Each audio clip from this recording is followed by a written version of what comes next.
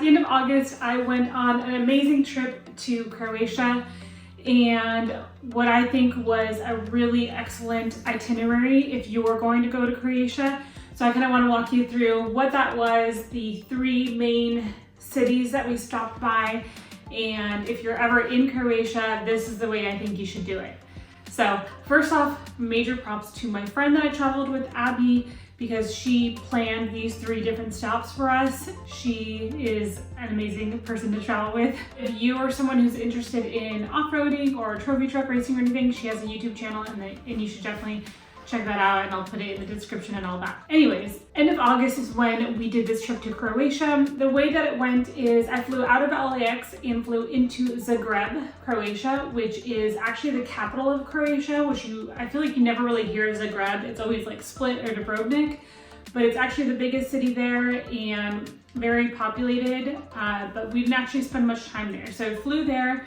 I think the ticket was around $400, and that was just for one way. So the reason we flew in there though is because of the travel plans for the next day. So we got there at night. The next day we saw a little bit of the city, very like local community feel, farmers markets, all that.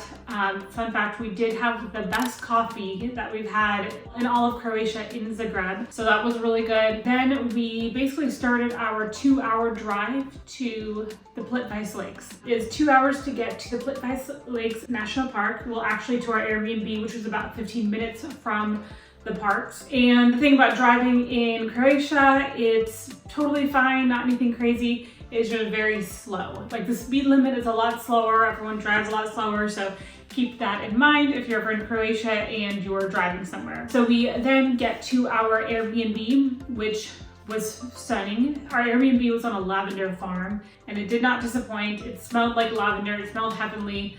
We loved it. It was really easy to get to the lakes. So we get there in the afternoon or so, drive 15 minutes to the lakes. We park and basically get right to the entrance where we're met with just beauty. The entrance is basically, you're kind of above where a bunch of the waterfalls are. So you're kind of looking down and you see so many different waterfalls. It's green, very serene, stunning, beautiful. And then you also look a little closer down below and you see this line of people, so many people, a huge crowd of people. And that was basically right where we were heading. So we started hiking down. We get to where basically it's like a standstill to get to. Basically they're all waiting in line to get to take a photo by where all the waterfalls are. But there's this fork in the road and we end up going the other way where there's a lot less people. We end up doing about a 4.5 mile hike. This hike was around the lower lakes of the Plitvice Lakes. Beautiful hike. There was rain, but on and off rain.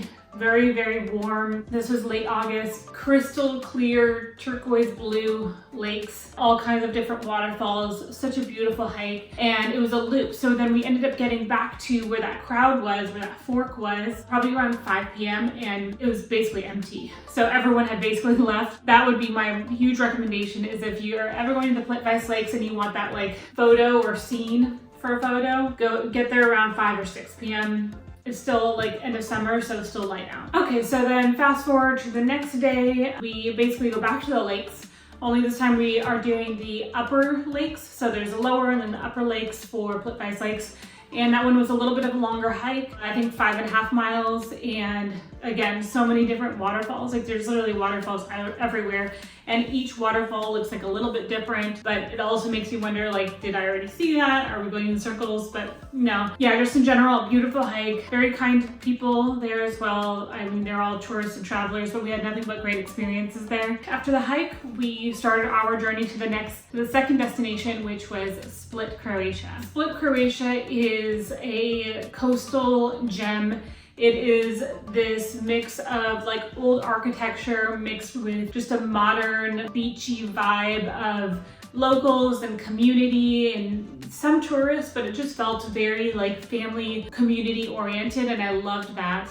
We stayed in an Airbnb, and the Airbnb had a really nice view of the sunset, and we could see the Adriatic Sea. That was the first part of Split. The next day for Split, we ended up doing a hike to, I think it's the highest part of Split, which is Marjan Hill. I don't know if I'm saying that right, but it was very, very hot that day. The hike, and I'm someone who's like athletic, I'm fit, I have usually no issues doing hikes, but this was brutal. It was all inclined, very hot. So hot that I in fact had heat exhaustion later that day and was very sick. But back to the hike. The hike was beautiful. Like when you get past the incline and the heat and the piercing sound of the crickets, like constant crickets. It's very interesting. You get to the top and there's a stunning view, a 360 view of Split from the Adriatic Sea to the bustling city to like kind of the more, I guess, like secluded part of the city. Like you see it all and it's really a magnificent view. So I highly recommend checking that out if you're in Split.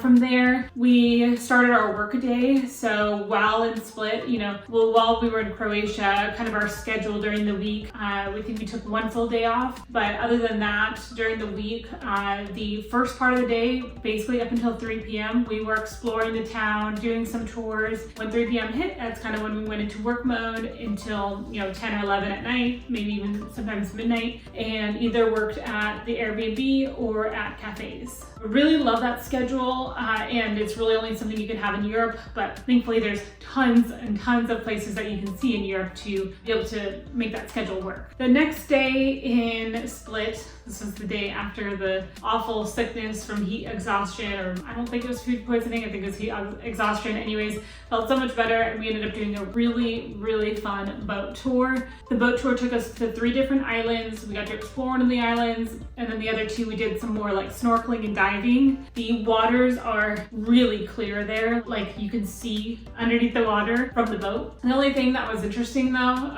or one of the things that was just odd, was that there really wasn't that many fish, and the fish that there were like maybe we expect to see all these like colorful like tropical fish or whatever. Like it was just kind of standard. So I mean, it's fine. It was just a little bit surprising because you're used to seeing that when you're snorkeling. So then we did the snorkeling tour, we came back and worked, and then the following day, I mean, we did some other stuff. We ate really good food there. One of their dishes that they're known for is squid ink risotto, or cuttlefish risotto with squid ink, so it's like black risotto. It was interesting, very fishy, but it was decent. And then the next day we went to our last stop in Croatia, which was Dubrovnik. We hired a driver to take us from Split to Dubrovnik. One thing to note is like it's surprisingly very difficult to have a reliable transportation from Split to Dubrovnik or vice versa. There aren't any trains, and the flights are, maybe it's because we looked too close to the actual date, but all of the flights that were available all had like very long layovers, even though Split and Dubrovnik are not that far from each other. So we hired a driver. It was a little expensive.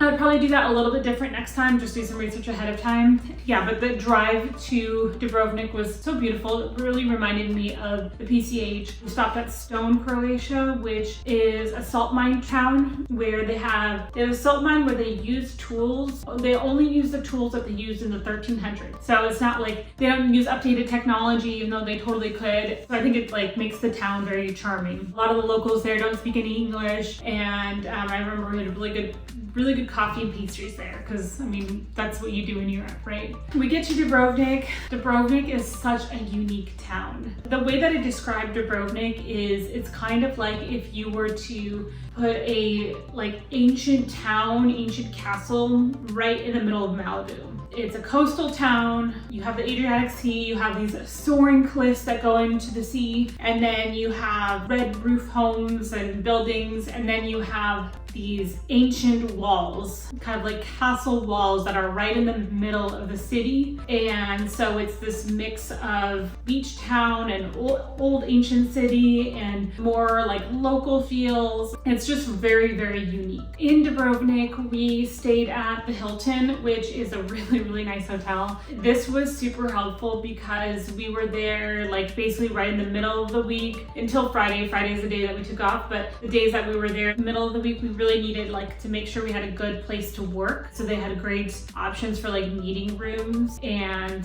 places to take calls. They had a gym, a really good gym actually, and then great breakfast. And it was like it was easy to walk everywhere. Well, I say easy to walk everywhere. Dubrovnik is like also full of hills. so something to keep in mind there, but still walkable. At this point, we had dropped off the rental in Split, so we were only like walking places or Ubering. Ubering was very cheap. It was within Dubrovnik. While we were there, we did another boating tour. I would say that the boating tour in Split was hands down way better, but we still got to go visit 3 other islands. If you can't tell by now, Croatia is full of islands. I think there's like 1,500 islands. Super impressive. So we did a boating tour, we worked of course, and then we ate some really good food. Some of the other tours we did a wine and food tour, and then a walking, like a early morning walking, like historical tour. If you're gonna do any sort of walking tour in Dubrovnik and you're there like anywhere near or during summer, definitely do it early morning or late evening. I said Split was hot. Dubrovnik, parts of Dubrovnik were really, really warm because like when you're in the castle walls, like the heat is even more intense. So just something to keep in mind there. But you still have like the ocean or like the sea, and it's still very clear. It's beautiful. We also did, so the wine and food tour. And then the last thing that we did on the very last day was a sunset kayak tour. I think we ended up kayaking almost 7 miles. We kayaked around an island. We went to a cave. And then as we were going back, that's when the sunset was, and hands down, top 5 best sunsets that I've ever seen. It was so stunning. It was perfect. It was the best way to end the trip. So that's how the trip ended. Kayaking tour, and then the next morning flew back. I think my trip back was about 400. I think the total was around $750 for both one-way tickets altogether. So that's my kind of like quick rundown of Croatia, and the best itinerary I think is to either fly into Zagreb, go to the Plitvice Lakes, then to Split, then to Dubrovnik, or the other way around, Dubrovnik, Split, Plitvice Lakes, drive to Zagreb and fly out from there. So that's what I think you should do for the itinerary and like the step-by-step of visiting Croatia. I highly recommend it. Yes, there's tourism, but it's nothing like Venice or Rome or Paris. It's still like kind of under the radar for a European country, but it does not, it doesn't miss. Like it's a beautiful country to visit. So highly recommend it. I hope this video was helpful. Let me know in the comments if you've been to Croatia, if it's now on your radar, or anything else that stood out. Thank you so much for watching, and I'll see you in the next one.